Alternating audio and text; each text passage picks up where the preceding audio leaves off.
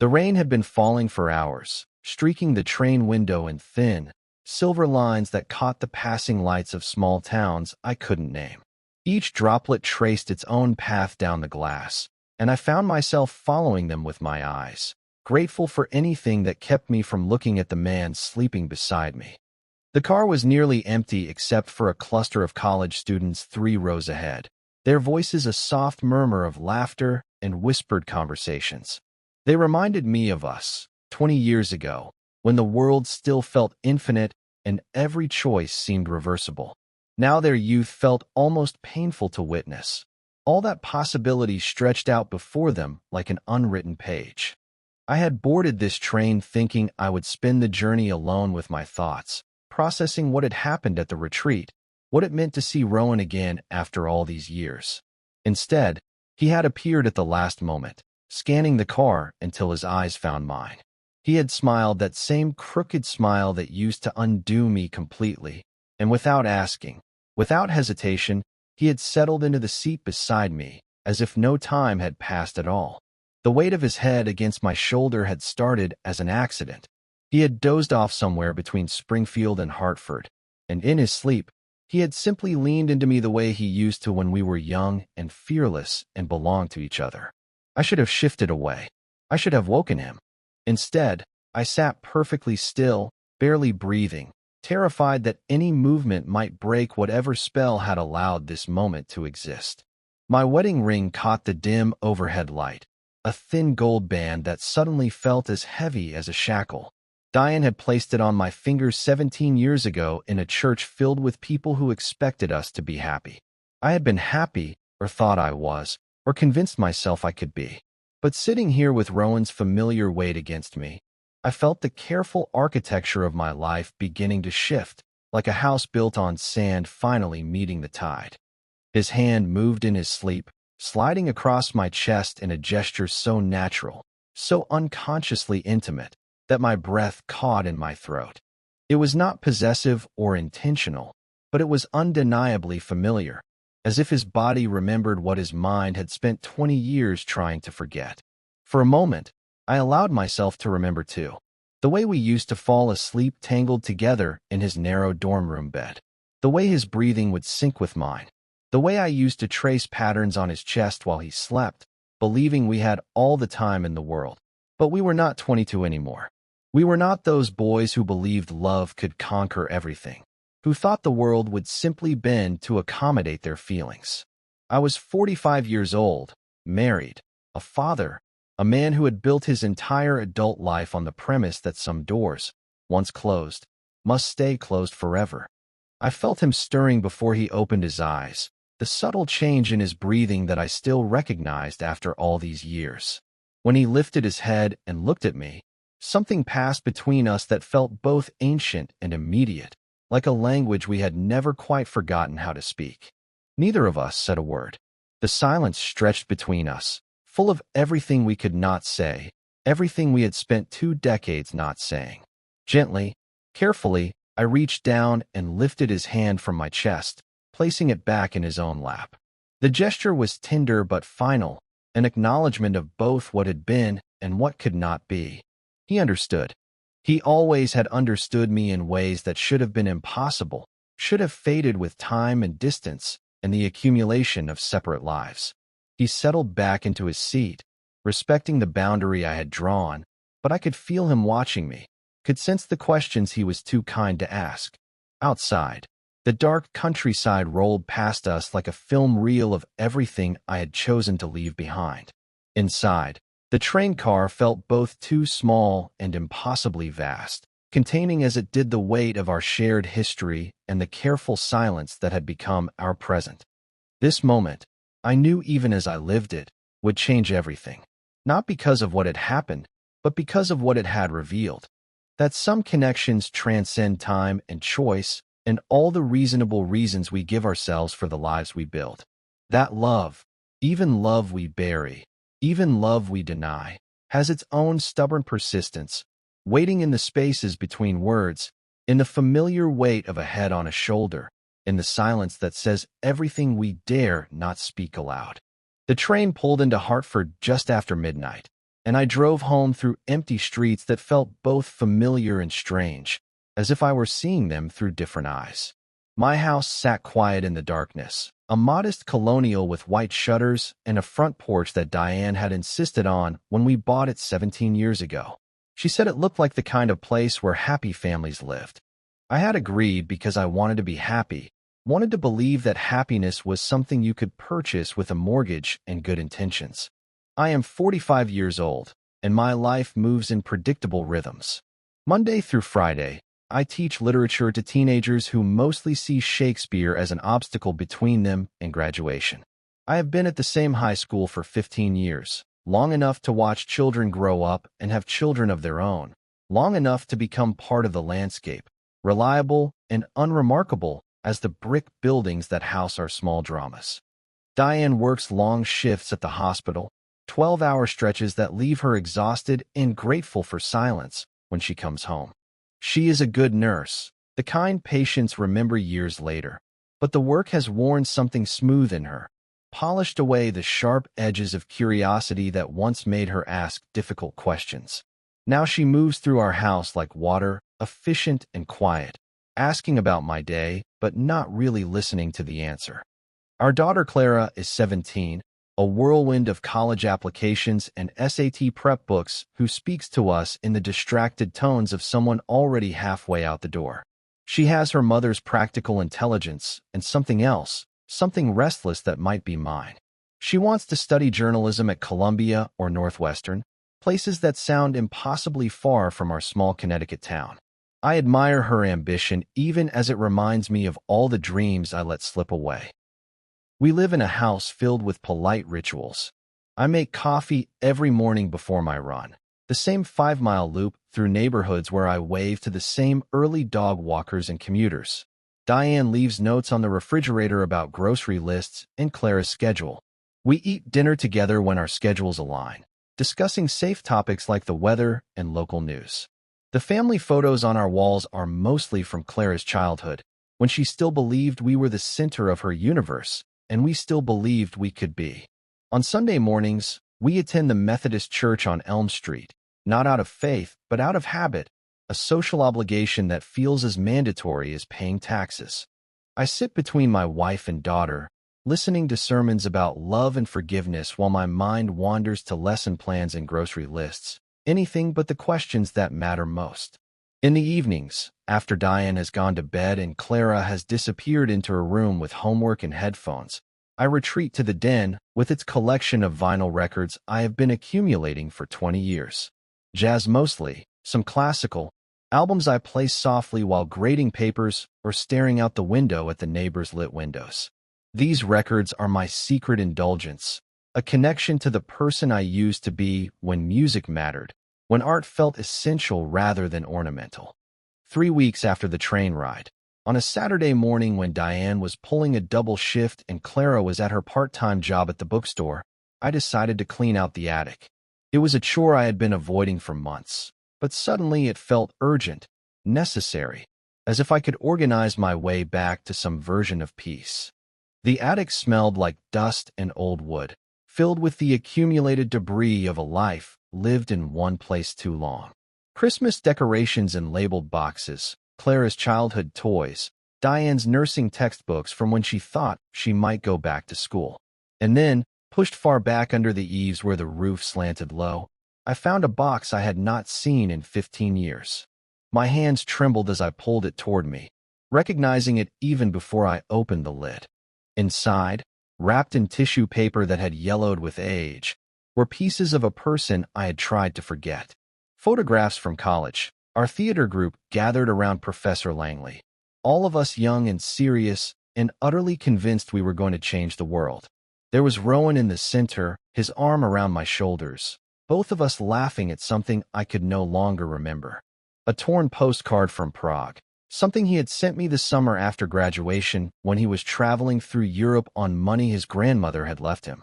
The image was of a bridge at sunset, and on the back, in his familiar handwriting, just the words "Miss You" and his initials. And at the bottom, in an envelope I had sealed but never sent, a letter I had written in my final semester.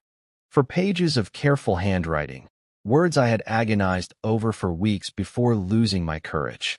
Words about love and fear and the terrible weight of choosing safety over truth.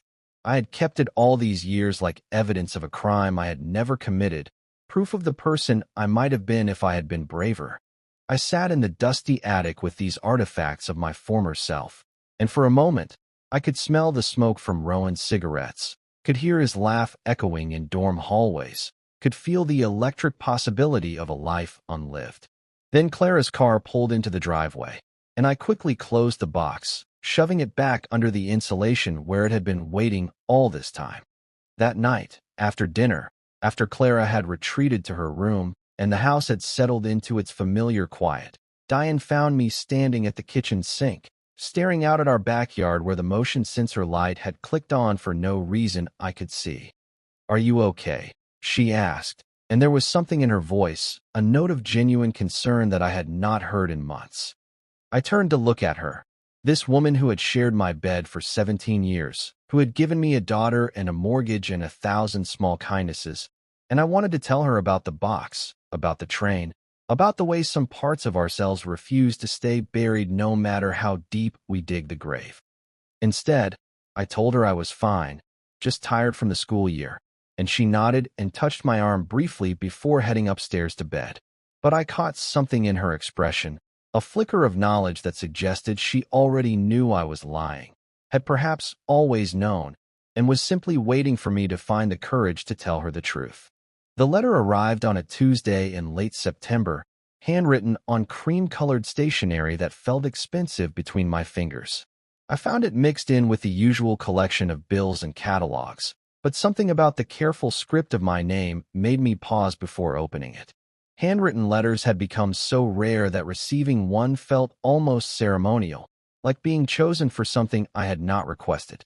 Silas Morrison, the return address read, and suddenly I was 23 again, remembering a tall, dramatic boy who wore vintage scarves even in spring and quoted Chekhov at parties.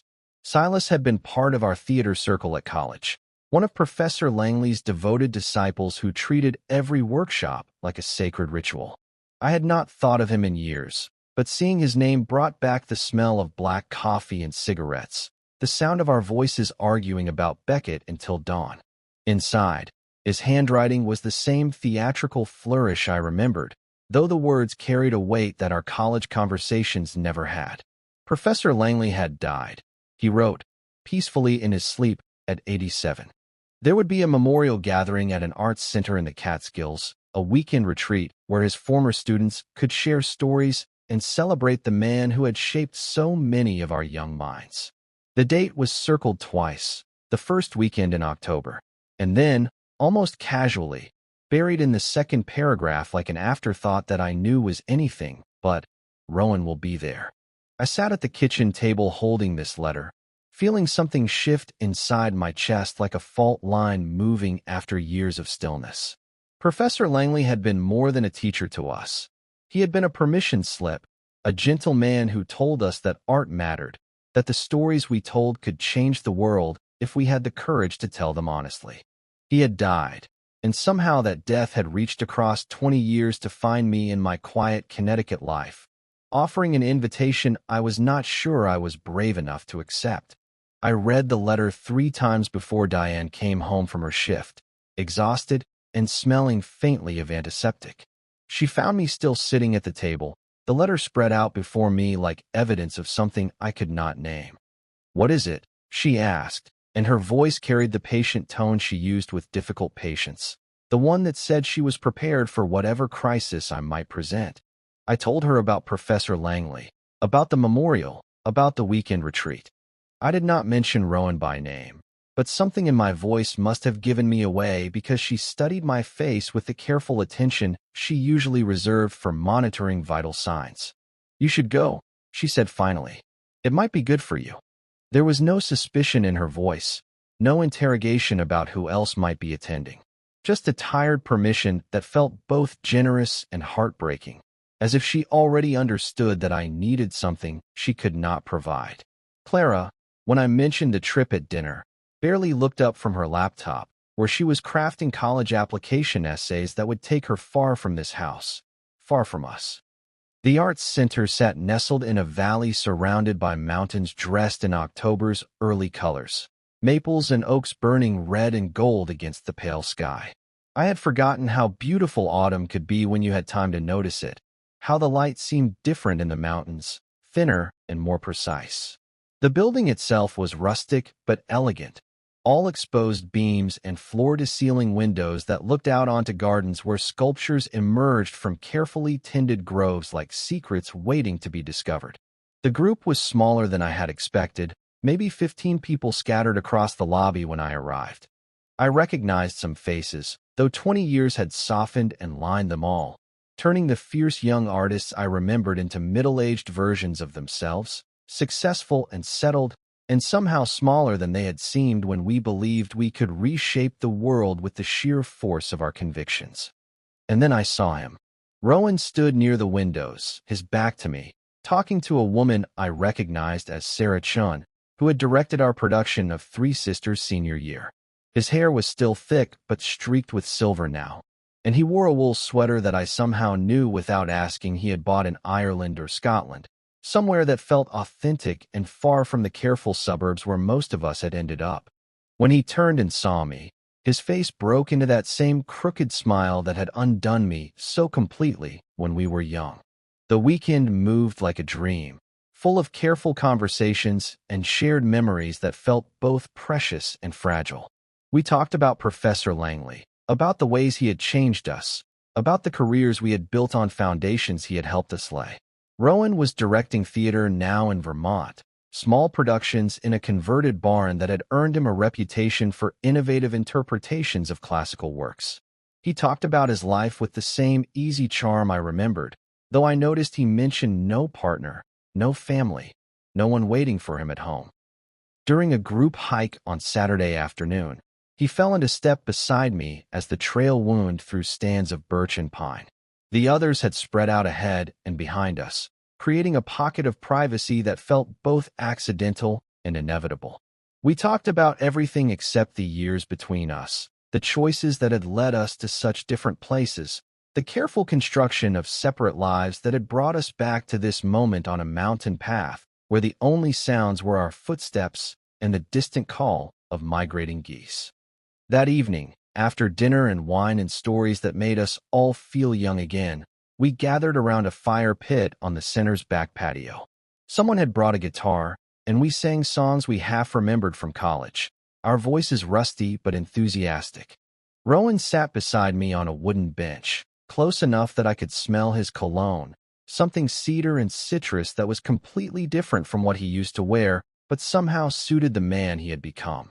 We did not talk about the past directly, but the air between us hummed with everything we had not said, everything we had spent 20 years not saying. When the fire began to die and people started drifting back to their rooms, he remained beside me, both of us staring into the glowing embers as if they might reveal some answer to questions we were afraid to ask. Sunday morning came too quickly, and suddenly we were all exchanging phone numbers and promising to stay in touch, with the desperate enthusiasm of people who knew they probably would not. The train station was a 40-minute drive from the Arts Center, and when I saw Rowan loading his bag into the same shuttle van, something in my chest tightened with anticipation and dread. We did not plan to sit together on the train. It simply happened, the way so many things between us had always happened, as if we were following a script neither of us had written, but both of us knew by heart. He scanned the car, found me by the window, and without asking, without hesitation, settled into the seat beside me as if 20 years were nothing, as if we were still those boys who used to travel between worlds on borrowed time and borrowed money. And there we were again, on another train, heading back to our separate lives with the weight of everything unspoken settling between us like a third passenger we could not ignore. I returned home from the memorial retreat on a Sunday evening, and though nothing in my house had changed, everything felt different. The same furniture sat in the same places, the same family photos lined the mantel, but I moved through these familiar spaces like a stranger visiting a museum of someone else's life. Diane asked how the weekend had gone, and I told her it was nice, meaningful, exactly what she expected to hear. Clara waved from the couch where she was editing college essays, and I kissed the top of her head the way I always did. But inside, something fundamental had shifted, like a compass needle finally finding true north after years of wandering. My morning runs became longer, more desperate, as if I could exhaust whatever restlessness had taken root in my chest. The same 5-mile loop through neighborhoods that had once felt comforting now felt like a cage. Each familiar turn a reminder of how small my world had become. I found myself taking different routes, exploring streets I had driven past for 15 years without really seeing, searching for something I could not name. At school, my students were reading The Great Gatsby, and I found myself returning obsessively to the final lines, the ones about beating on like boats against the current, borne back ceaselessly into the past. I had taught this novel a dozen times, but now Fitzgerald's words felt personal, like a message written specifically for me. During class discussions, I caught myself staring out the window, thinking about trains and time and the weight of choices that could not be undone. The email arrived on a Wednesday, simple and devastating in its brevity. Rowan's name in my inbox made my heart stutter like a broken engine. "Let me know if you're ever in the city," he had written. Nothing more, just those 9 words that contained entire universes of possibility and pain. I stared at the message for an hour before closing my laptop without responding. But that night, after Diane had fallen asleep and the house had settled into its familiar quiet, I opened a new document and began to write. Draft after draft, pages of words I could never send, explanations and confessions and questions that had no safe answers. I would write until exhaustion overtook me, then delete everything and start again the next night, caught in a cycle of expression and erasure that felt both necessary and hopeless. Diane noticed the change, though she said nothing directly. I caught her watching me sometimes, her nurse's instincts alert to symptoms she could not quite diagnose. She brought me coffee without being asked, touched my shoulder when she passed my chair, offered small gestures of care that felt both comforting and suffocating. When I told her I was having trouble sleeping, she suggested I see a doctor, but her voice carried a distance that said she already suspected the real cause lay beyond medical intervention. The nights became impossible. I would lie in bed listening to Diane's steady breathing, feeling like an imposter in my own life, and finally give up around midnight to walk the empty streets of our neighborhood. These nocturnal wanderings became my secret ritual, a way of moving through space that felt purposeful even when I had no destination. Sometimes I would find myself standing in front of houses where other families lived their careful lives, wondering if any of them felt as hollow as I did, if contentment was something you achieved or something you convinced yourself you had found. It was during one of these restless Saturday afternoons that I found myself in Riverside Books, a small independent shop I had not visited in years.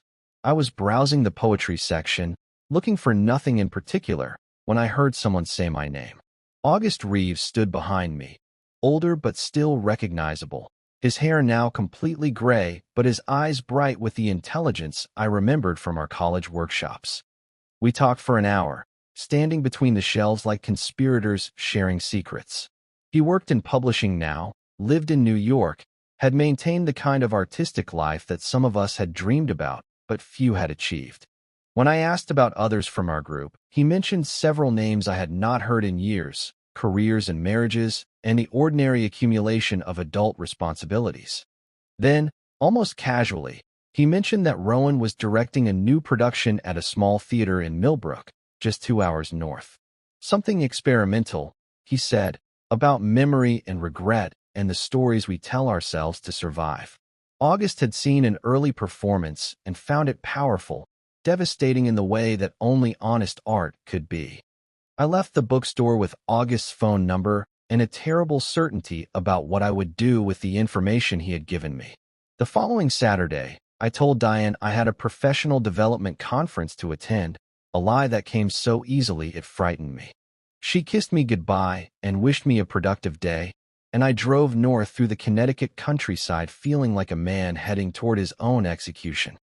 The theater was smaller than I had expected, converted from an old church with wooden pews and stained glass windows that cast colored light across the stage. I bought a ticket and sat in the back row, grateful for the anonymity that darkness provided.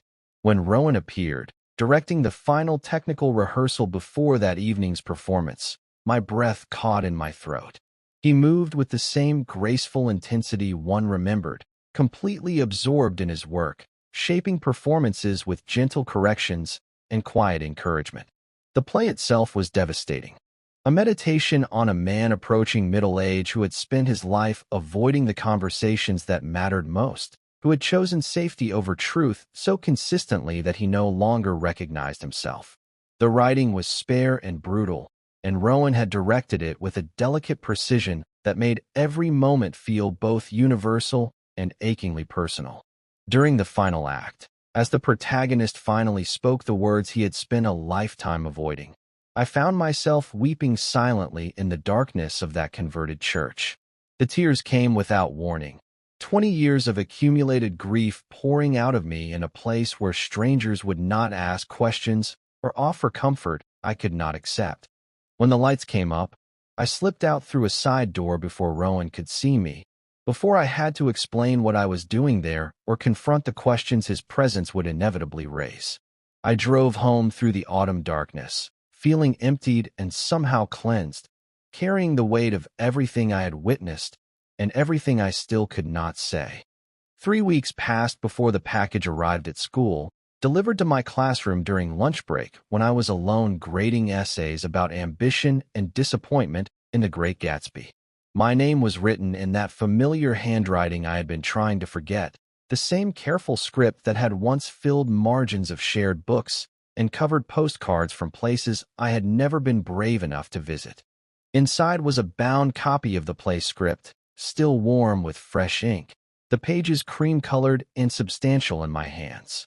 Clipped to the cover was a note written on the same paper, just a few lines that made my hands tremble as I read them. I saw you. I didn't say anything because I was afraid I'd ruin it. But I'm glad you came. I sat in my empty classroom, surrounded by the detritus of teenage dreams and college applications, holding this script like a piece of evidence that could convict me of crimes I had not yet committed. The play was called Unspoken, and as I turned through its pages, I recognized pieces of myself scattered throughout the dialogue, fragments of conversations we had never finished, questions we had been too afraid to ask when we still had time for honest answers. That afternoon, I taught with a distraction that my students noticed, stumbling through discussions of symbolism and metaphor while my mind remained fixed on the weight of those pages in my briefcase. When the final bell rang and the hallways emptied, I sat alone in my classroom reading the entire script, recognizing in its protagonist not just myself, but all of us who had chosen comfortable lies over difficult truths, who had built lives on foundations of careful omission and willful blindness. The drive home took forever and no time at all. Diane was working a double shift, and Clara had drama club rehearsal, which meant the house would be mine until evening. I moved through our empty rooms like a ghost haunting his own life, touching familiar objects that suddenly felt foreign, photographs that documented a happiness I was no longer sure I had ever really felt. That night, after Diane had returned exhausted from the hospital and Clara had disappeared into her room with homework and headphones, after the house had settled into its familiar quiet, I climbed the stairs to the attic. The box was exactly where I had left it 3 weeks earlier, pushed back under the eaves like a secret that had grown tired of hiding. I opened it with the reverence reserved for archaeological discoveries, lifting out the photographs and postcards, and finally the letter I had written 23 years ago but never sent. The envelope was yellowed now, the ink slightly faded, but my young handwriting was still clear, still desperate with the urgency of feelings I had not yet learned to bury. The letter was 4 pages long, written on university stationery in the careful script I had practiced until it looked official, important, worthy of the feelings it contained. Reading it now was like receiving correspondence from a stranger who happened to share my name, someone braver and more honest than I had allowed myself to become. In those pages, my 23-year-old self had confessed everything, that I loved Rowan completely, and without reservation, that I was terrified of what that love meant, that I had been too afraid to ask him to stay when graduation scattered us like seeds to different winds. He was planning to move to San Francisco, I had written, to join a theater collective that promised artistic fulfillment, but no financial security. I could have gone with him. He had asked, carefully, without pressure, presenting the possibility like a gift I could accept or decline without explanation. Instead, I had chosen the teaching job in Connecticut, the safe path that led to tenure and health insurance, and the kind of predictable future that parents approved of and friends envied. I chose a safe life over a true one, the letter concluded, and I was not sure I could live with that choice. But I had lived with it for 23 years, building a marriage and raising a daughter and creating the kind of stable existence that looked like success from the outside. Only now, sitting in this dusty attic with evidence of my younger self's courage, did I understand the cost of that choice, the way it had hollowed me out from the inside until I was a competent performer in the role of my own life. I wrote a new letter that night, sitting at the kitchen table with a pen and paper while my family slept above me. This time there was no careful deliberation, no drafts and revisions, and second-guessing. The words poured out of me like water from a broken dam, 23 years of accumulated silence finally finding voice. I wrote about the train, about seeing him at the memorial, about the way his presence had awakened something I thought I had successfully buried. I wrote about the play, about recognizing myself in its protagonist, about the terrible clarity that comes with seeing your life reflected back at you through someone else's art. I wrote about love, the kind that survives time and distance, and the careful construction of other lives. I wrote about regret, not for the choices I had made, but for the chances I had not taken, the conversations I had avoided, the fear that had shaped so many of my decisions.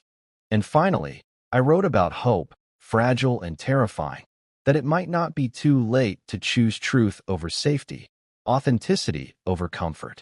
I sealed the letter before I could change my mind, addressed it to the theater in Millbrook where I knew he was still directing, and drove to the post office at dawn to mail it before courage failed me again.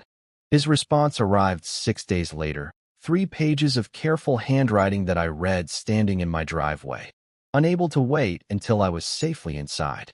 His letter was longer than mine, softer, full of admissions that matched my own. He told me he had never stopped wondering what might have been, that he had thought about me more often than was probably healthy for someone trying to build a different life. He confessed that he had loved me once, completely, and without reservation, and that some part of him had never quite learned how to stop. I don't know what any of this means now, he had written near the end. We're not 23 anymore. We've built lives, made commitments, become people our younger selves might not recognize. But I'm here. I've always been here, waiting for you to be ready for this conversation.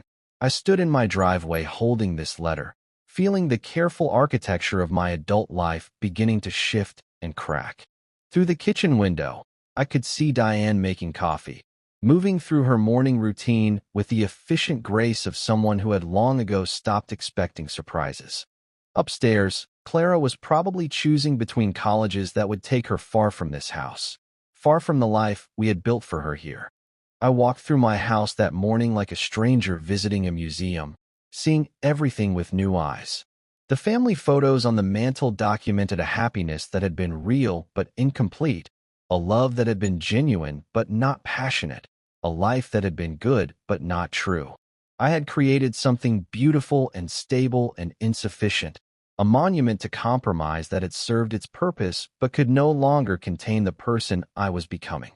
That night, after Diane had fallen asleep beside me and the house had settled into its familiar quiet, I lay awake wondering if love was something you could ever fully erase, or if it simply waited beneath the surface like a song playing just below the threshold of hearing, ready to break through the static whenever you finally had the courage to listen. The conversation I had been avoiding for 23 years began on a Thursday evening in November, over dinner at our kitchen table. Diane had made her famous lasagna, the one she usually reserved for special occasions, though I could not identify what we might be celebrating. Clara was at a friend's house working on a group project, which left us alone with our careful silences and the weight of everything we had not said to each other in years. We ate quietly at first, discussing safe topics like the unseasonably warm weather and Clara's college applications. But something in the air felt different, charged with the kind of tension that precedes thunderstorms. Diane kept glancing at me between bites, and I recognized the expression from her work at the hospital, the careful attention she paid to patients when their vital signs suggested complications the charts had not yet revealed. Finally, she set down her fork and looked at me directly, her nurse's training evident in the way she gathered information before making a diagnosis. "Is there someone else?" she asked, and her voice was steady, matter-of-fact, as if she were asking about my blood pressure or checking for signs of fever. The question hung between us like a bridge I could either cross or burn. For a moment, I considered the comfortable lie, the reassurance that would allow us to continue our careful dance around the truth.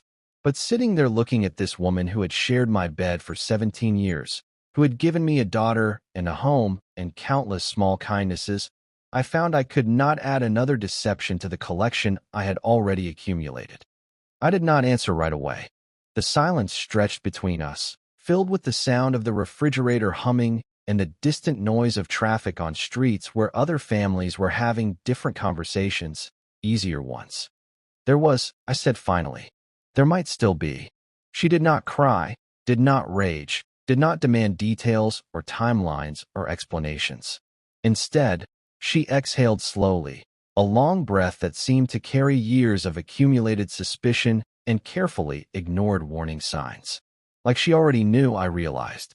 Like she had been waiting for me to find the courage to confirm what her intuition had been telling her for months, maybe years. We talked quietly then, our voices low and careful, as if Clara might suddenly appear despite being miles away.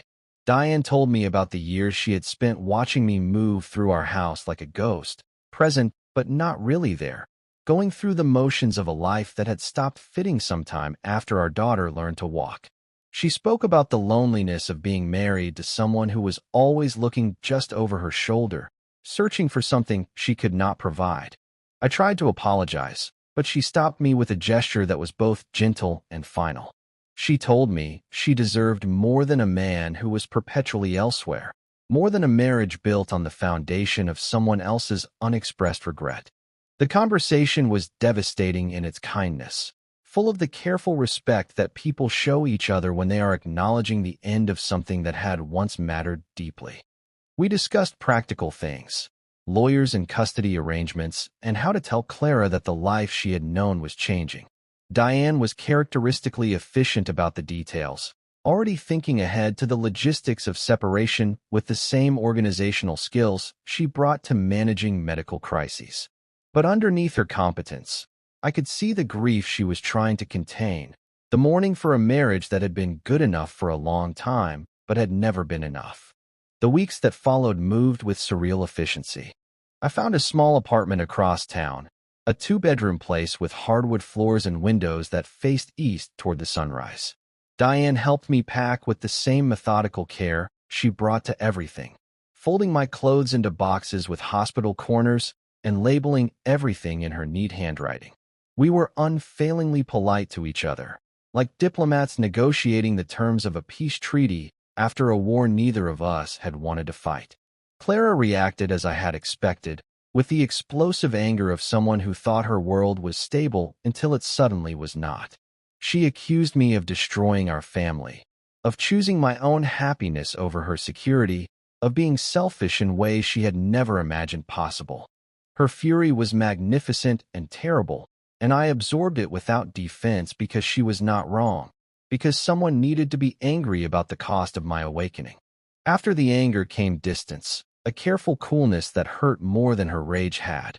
She spoke to me in the polite tones she might use with a teacher or coach, someone whose authority she respected, but whose approval she no longer sought. When I tried to explain, she told me she did not want to hear about my feelings, did not need to understand my reasons. She just wanted to finish high school and escape to college where she could build a life that did not include the wreckage of mine. I moved into the apartment on a Saturday in early December, carrying boxes up 2 flights of stairs while snow began to fall outside. The place felt enormous and empty after 17 years of shared space. Too quiet, without the familiar sounds of family life. I unpacked slowly, trying to arrange my possessions in ways that might feel like home, playing my vinyl records softly while I worked because the silence was unbearable. 3 days later, I wrote to Rowan. Not a letter this time, just a simple email asking if he would meet me when his current production finished its run. He responded within hours, suggesting a park in Northampton where he sometimes walked between rehearsals. The casualness of his reply made my heart race with possibility and terror, the realization that we were finally going to have the conversation we had been avoiding for 23 years. The park was small and carefully maintained, with winding paths that led through stands of bare trees toward a pond where ducks gathered despite the cold. I arrived early and sat on a bench overlooking the water, watching my breath cloud in the December air while I waited for him to appear. When I saw him walking toward me across the frozen grass, his hands shoved deep in the pockets of a wool coat I did not recognize, I felt something settle in my chest that I had not realized was missing. He sat beside me without ceremony, close enough that I could smell his cologne, something warm and woodsy that suited the man he had become. We did not speak at first, just sat looking out at the pond where a few hardy ducks paddled through patches of ice, their movements creating small ripples that caught the afternoon light. There was no grand declaration, no dramatic reunion scene like something from the plays we used to love. Instead, there was just the quiet acknowledgement of two people who had found their way back to each other despite the years and distance and carefully constructed lives that had kept them apart. When he reached out and touched my hand, his fingers warm against my cold skin, it felt both revolutionary and completely natural, like something we had been practicing for in our sleep. We sat like that as the light faded and the temperature dropped, letting the moment stretch between us without trying to define it or predict what it might become. For the first time in months, I felt like I was exactly where I was supposed to be, doing exactly what I was supposed to do. The future remained uncertain, full of complications and consequences I could not yet imagine. But for now, in this moment, with his hand covering mine and the quiet park surrounding us like a benediction, I was finally, completely present in my own life. 6 months later, I was packing books into cardboard boxes, the sound of tape and paper filling the empty rooms of what had been our house for 17 years. The morning light streamed through windows that Diane had chosen for their eastern exposure, illuminating dust motes that danced in the air like tiny celebrations of everything that was ending and everything that was beginning. The house felt different now, lighter somehow, as if the weight of all our careful silences had finally lifted. Diane was at the hospital, working the early shift that had become her refuge during these months of transition. We had learned to navigate our separation with the same quiet efficiency we had brought to our marriage, dividing possessions and memories with the careful respect of people who had genuinely cared for each other, even if we had never quite learned how to love each other completely. Clara's room was half empty, her childhood artifacts sorted into boxes marked for storage or donation. She had chosen to start college a semester early, eager to escape the awkwardness of our family's reconfiguration. Her anger had softened into something closer to resigned acceptance, though she still spoke to me with the careful politeness reserved for distant relatives. I understood her disappointment, even admired it. She had believed in the life we had created, had trusted its stability in ways that made my choice feel both necessary and cruel. In the kitchen, 2 coffee mugs sat on the counter where we had left them after our final breakfast together as a married couple. One was cracked along the rim, a flaw that had developed slowly over years of daily use but had never seemed worth replacing. Beside them, a framed photograph lay face down, too painful for either of us to look at but too meaningful to throw away. And there, placed carefully next to the house key I would leave behind, sat my wedding ring, the thin gold band that had encircled my finger for 17 years. I picked up the ring and held it to the light, remembering the day Diane had placed it there with such hope, such certainty that we were building something that would last forever. It had been beautiful, what we created together. Not passionate, perhaps, but genuine in its own way, full of small kindnesses and shared responsibilities and the deep satisfaction that comes from raising a child together. But it had never been the whole truth of who I was, and eventually that incompleteness had worn away at us both like water against stone. I left the house without ceremony, carrying my final box to the car while neighbors who had watched our family grow up pretended not to notice this latest chapter in our slow dissolution. The drive to the train station took me through neighborhoods where I had jogged for 15 years, past the school where I had taught literature to teenagers who reminded me daily that life was vast and full of possibility if you were brave enough to claim it. The train platform was nearly empty on this Wednesday afternoon, just a few commuters and an elderly woman with a small dog in a carrier. I bought my ticket from a machine that took my credit card with mechanical indifference, then found a bench where I could watch the track stretch toward a horizon that finally felt full of possibility rather than limitation. When the train arrived, I chose a window seat and settled in for the journey north to Vermont, where Rowan was directing a summer theater program in a converted barn that had once housed dairy cows. We had been writing to each other for months now, carefully rebuilding a connection that had never really broken, just gone underground for 23 years while we lived other lives and became other people. The countryside rolled past my window in a familiar rhythm of farms and forests, the same landscape I had watched from train windows since childhood, but somehow newly beautiful, as if I were seeing it for the first time. The late afternoon light slanted across fields where cows grazed with the patient contentment of creatures who knew their place in the world, and I envied them their certainty even as I celebrated my own newfound willingness to embrace uncertainty. At the next station, a small town whose name I had never bothered to learn despite passing through it countless times, the train stopped to take on passengers. I watched through the window as people climbed aboard, commuters heading home from work, a young couple with backpacks who looked like they were traveling somewhere important, an older man with a newspaper tucked under his arm. And then I saw him. Rowan walked down the platform with the same graceful stride I remembered from college, his hair now more silver than brown, but his posture still carrying that quiet confidence that had first drawn me to him when we were young and thought we could change the world with the sheer force of our convictions. He climbed aboard without seeing me, and for a moment I wondered if this was coincidence or if he had somehow known I would be on this train, traveling toward him and toward a future we were finally brave enough to imagine together. He found me without searching, as if some internal compass had guided him to the right car, the right row, the right moment. Our eyes met across the aisle, and this time there was no surprise, no shock of unexpected recognition. Just the quiet satisfaction of two people who had finally learned to stop running from what they had always known to be true. He sat beside me without asking permission, close enough that I could smell his cologne, something warm and familiar that reminded me of winter evenings and the promise of home. Neither of us spoke, but the silence between us was different now, full of possibilities rather than regrets, pregnant with all the conversations we would finally have time to finish.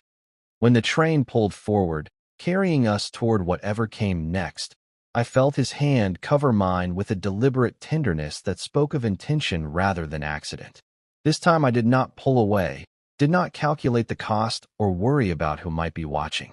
I simply accepted this gift of connection, this moment of truth that had taken us 45 years and countless detours to find. Outside the window, the world rushed past in a blur of green and gold. But inside our small space, time moved differently, more slowly, with the patient rhythm of people who finally had all the time in the world to discover what they meant to each other.